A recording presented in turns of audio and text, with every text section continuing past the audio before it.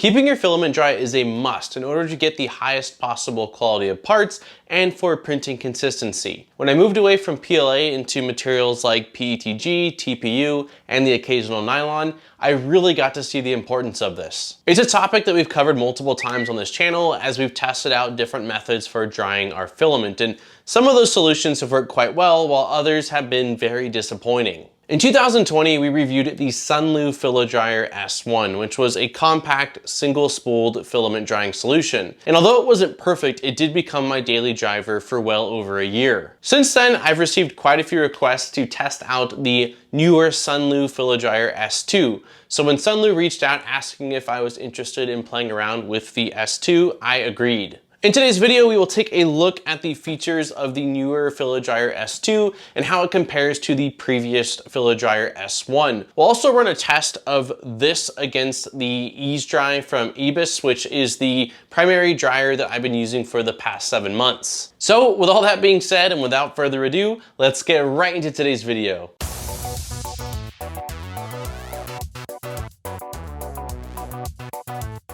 The Filadryer S1 was a fairly plain looking unit that had a white plastic base and a clear acrylic top. For the S2, it is available in both white or black and takes on a much more stylish, sort of futuristic design. The body of the S2 is round and it has 4 sort of pegged feet on the bottom that hold the unit up. Initially, I had some stability concerns comparing these 4 pegged feet to the sort of larger flat base on the S1, but there is a grippy covering to it, and when you add the weight of a spool to it, yes, it can definitely topple over if you push it, but sitting in its place, just doing its thing, I don't think you really have to worry about the unit falling over. The original S1 had a very small dim screen with 2 buttons to interact with it. It was definitely not ideal, but I left that dryer on 55 degrees Celsius for just about everything, which was its cap, and so I didn't find myself having to play around with it very often. The S2, on the other hand, has a large 4.3-inch touchscreen on the side of it, which is very bright and easy to read from across the room. The screen displays the current settings and status, which include the humidity level, target temperature, current temperature, time left on the dryer, material profile, and ring LED. You can adjust the temperature from Celsius to Fahrenheit, set the temperature, set the time anywhere from 1 to 100 hours, and scroll between the different filament temperature profiles. I don't quite feel that the touchscreen interface was a necessity, but as long as the touchscreen does hold up over time, it is a much nicer, clearer screen and interface than was on the original S1. There's also a large green LED around the screen on the S2.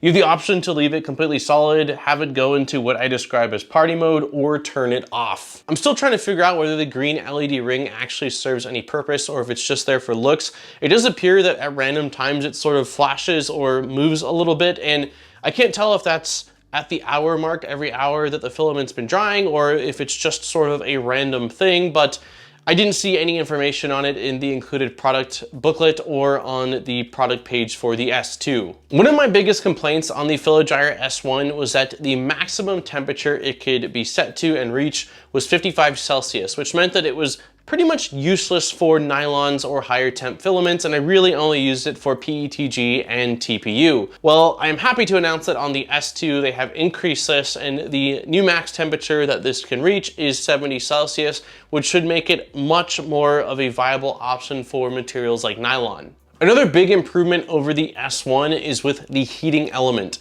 The heating element inside this actually looks near identical to the version that was in the S1. However, on the S1, the heating element was only on the bottom and there was nothing on the top acrylic, while on the S2, it has a matching heating element on the top portion of the enclosure. So you're essentially getting a full 360 degrees of drying direction on your filament. The filament sits on 2 roller bearing style wheels on the bottom of the S2, which is similar to what the S1 used.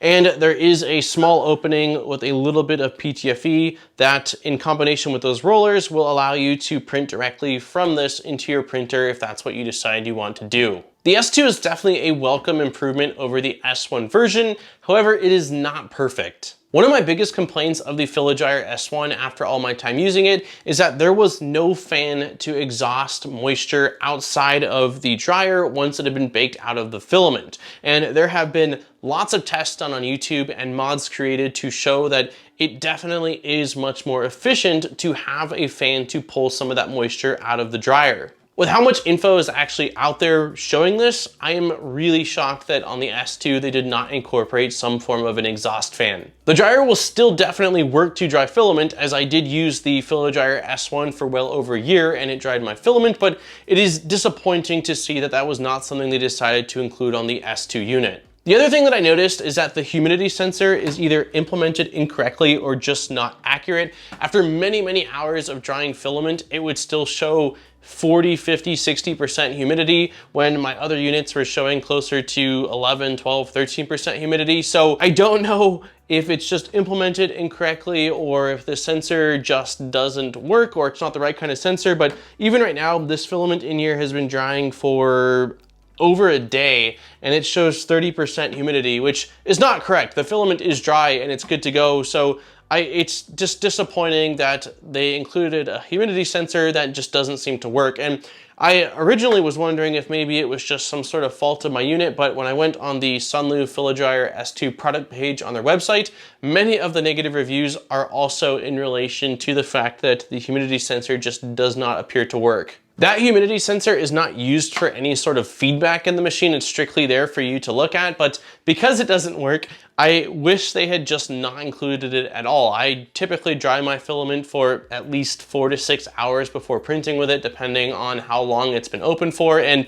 I don't actually need that there, and I certainly only want that there if it's going to be something that I can somewhat accurately reference. I stumbled across a video by Impey where he shows how to install an exhaust fan on the original S1. In that video, he uses a damp sponge to measure how much moisture was removed with and without the fan mod. So I decided it would be fun to run the same kind of test on the Filadryer S2 versus the Eibos EasDry, which has been the primary dryer I've been using for the past 7 months. It's similar in size, but it does have an exhaust fan on it. For this, I took a kitchen sponge and I cut it in half. I then filled it with water and squeezed out the water on both of them until they were right at 21 grams. Next, I set one in the EasDry and one in the Filadryer S2.